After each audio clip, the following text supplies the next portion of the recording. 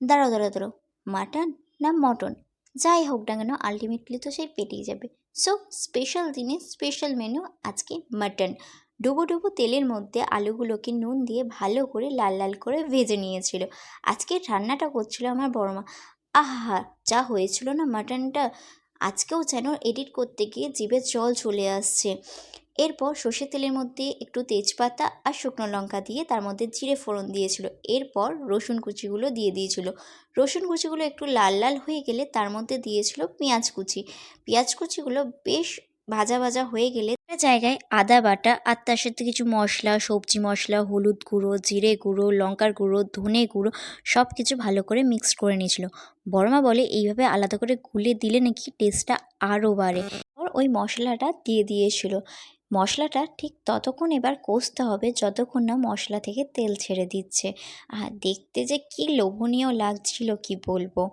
এরপর অনেকক্ষণ ধরে এইভাবে কষে কষে তারপর দিয়েছিল টমেটোর পেস্ট, সেটাকেও ভালো করে মিক্সড করে নিচ্ছিল। ওহো, দিনটা কেন স্পেশাল বললাম সেটাই তো বলা হয়নি। সেদিন ছিল আমার ছোট্ট ভাইজির 1 বছরের জন্মদিন। দেখো বলতে বলতে মশলাগুলো থেকে কীরকম তেল ছেড়ে দিয়েছে। এরপর বড়মা মাটনগুলো দিয়ে দিয়েছিল, অল্প অল্প করে দিচ্ছিল আর অল্প করে মিক্সড করছিল, একেবারে দেয়নি। আর মাটনটা আগে থেকে ম্যারিনেট করা ছিল না। সব মাংসগুলোকে দিয়ে দিয়ে মশলার সাথে ভালো করে মেশানোর পর অল্প নুন দিয়ে, মানে স্বাদ মতন নুন দিয়ে ভালো করে কষাতে হবে। জানো তো, মাটন যত কষাবে তত টেস্ট আসবে, এটা আমি না, আমার বড় মা বলছিল আর কি। সো অনেকক্ষণ ধরে মাটনটাকে ভালো করে কষানো হয়েছিল, কোনো রকম জল ব্যবহার করা হয়নি। ওই মাটনের যেটুকু জল বেরিয়েছে ওর মধ্যেই কষানো হয়েছিল। লাস্টে দই দিয়ে ভালো করে মিক্সড করে নিলেই হয়ে গেল কষা মাংস রেডি। আর এই কষা মাংস খেতে আমি ভীষণ ভালোবাসি। এরপর প্রেশার কুকারে সেদ্ধ হওয়ার জন্য দিয়ে দিয়েছিল, তার মধ্যে একটু জল অ্যাড করে দিয়েছিল, যতটা ঝোল লাগবে ততটা।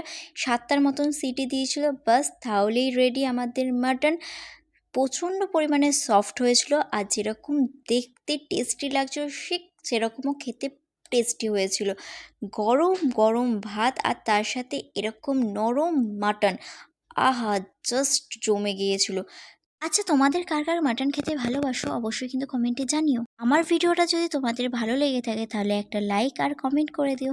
তাহলে আজকের মতন আসি, টাটা।